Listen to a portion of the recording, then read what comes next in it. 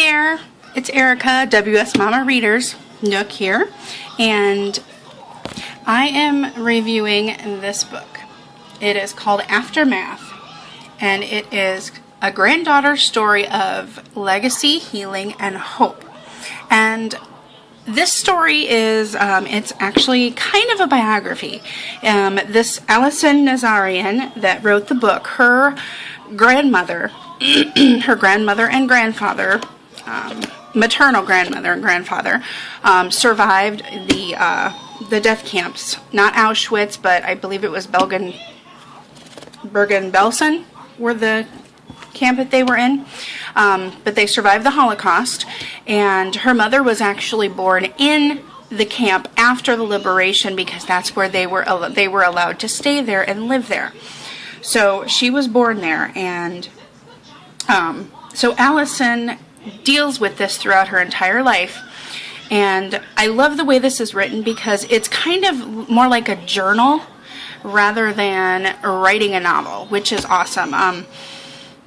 She has some pictures in here of things, and she talks about how her grandmother went around and did a lot of speaking afterwards, and how she was very active in trying to educate people, and how her mother felt, Allison's mother actually felt some jealousy towards her mother because she felt like she was being left behind in a way.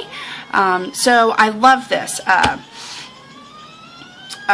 It changed Allison's life, and ultimately, after her mother dies, she cares for her grandmother, whom she calls Bubby, and her grandfather had passed away quite a while before that.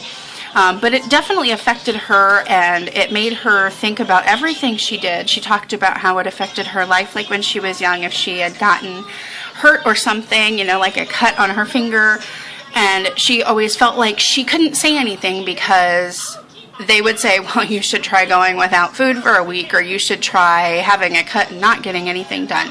So things like that really, really affected people during the Holocaust. There was some stories in there about how Bubby stole potatoes from in one of the camps at one point, and nothing is apologetic. Allison is not apologetic about anything that she says in the book. And like I said, it's more like a journal. It's about, it has a lot of her feelings, and it's also written from her personal perspective, but she does throw in some of her grandmother's perspective and her mother's perspective because she knows so much about it. So I really enjoyed that too. It's sad and amazing at the same time because she didn't let the fact that she was the granddaughter of Holocaust survivors affect who she was.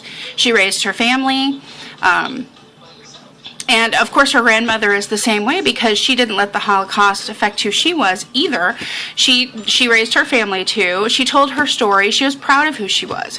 And of course Bubby, the grandmother, also, they were very proud because not many of the Holocaust survivors got to have children or see their grandchildren. And Bubby and Zaidi, the grandfather, actually Bubby watched her mother be taken away to the sorry, this is very, very difficult for me because it's difficult for me to read about this, even though it's a very interesting subject. But she actually watched her mother go to the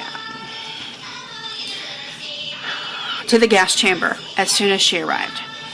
And of course, a lot of her other family and all their other family perished in the death camps as well. But Allison also talks about how how Bubby survived afterwards, how she helped pick up trash and belongings in Germany after the liberation because that's how they made their money. That's how they survived. That's how they got by. It definitely will keep you interested. And Allison and her family also took some trips to Germany and Poland, and of course that affected their life in a huge way. Going back to the place, Lodz, I believe, is the name of the town where they lived in Poland. And her grandmother was very proud to be from that city. So hearing about reading about them going back to that city was a really cool thing. And of course her grandmother was very proud about it. So honestly, I've never read a book like this. I really would love to know more about Allison and her family, because her grandmother apparently toured the country and talked about the Holocaust and everything that she had to go through. But it's definitely not your typical Holocaust book. It's not one of those stories that's written all about it.